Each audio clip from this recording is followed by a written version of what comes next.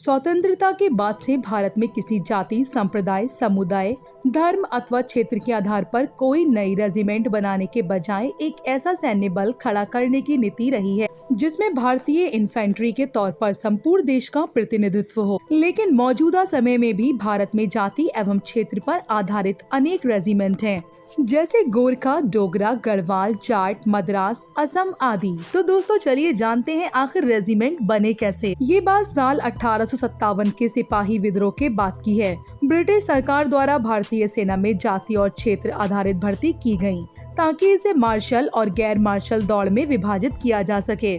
Jonathan पील आयोग के वफादार सैनिकों की भर्ती के लिए सामाजिक समूहों और क्षेत्रों की पहचान करने का काम सौंपा गया था। चूँकि विद्रोह भारत के पूर्वी और दक्षिणी हिस्सों से था, इसलिए ब्रिटिश सरकार ने उन्हें सेना में भर्ती नहीं किया और भर्ती के केंद्र को उत्तरी भारत में बदल दिया। हालांकि स्वतंत्र भारत ने अपने इतिहास, लोकाचार के कारण जाति और क्षेत्र आधारित रेजिमेंटों को जारी रखा।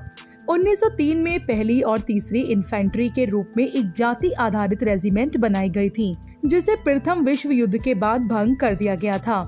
दूसरी जाति आधारित रेजिमेंट चमार रेजिमेंट का गठन द्वितीय विश्व युद्ध के दौरान किया गया था और दिसंबर 1946 में भंग कर दिया गया।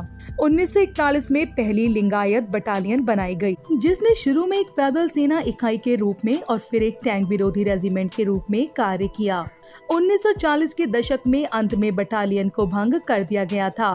मार्शल क्लास और गैर मार्शल क्लास क्या होती है? मार्शल क्लास ब्रिटिश सरकार ने इस श्रेणी के तहत बहादुर और अच्छी तरह से निर्मित लोगों को लड़ने के लिए वर्गीकृत किया। अंग्रेजों ने उत्तर भारतीयों को वरीयता दी। गैर मार्शल वर्ग के इस वर्ग को ब्रिटिश सरकार द्वारा युद्ध के लिए अयोग्य माना जाता था।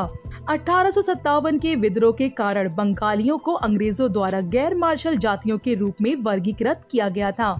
इसके अलावा बंगाली लोगों ने शुरुआती वर्षों में भारत में राष्ट्रवादी आंदोलन का नेतृत्व किया। ये कहा जा सकता है कि नस्ल और जाति के आधार पर भर्ती औपनिवेशिक भारतीय समाज को विभाजित करने और भविष्य में होने वाले विद्रोह को रोकने के लिए की गई थी। सन 1947 में आजादी मिलने के बाद इन रेजिमेंट को हटाया नहीं गया।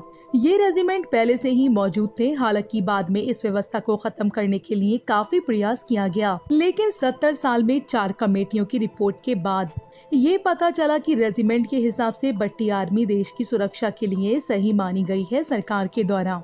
हालांकि ये बात भी पूछी गई कि आर्मी में जाति और एरिया के हिसाब से आर्मी का डिवीजन कब बंद होगा, तो इस पर जवाब दिया गया कि रेजिमेंट के हिसाब से बनी आर्मी काफी बेहतर प्रदर्शन करती है, उनमें काफी एकता देखी जाती है, इसलिए इस तरह के रेजिमेंट को बंद करना किसी तरह से सही नहीं होगा।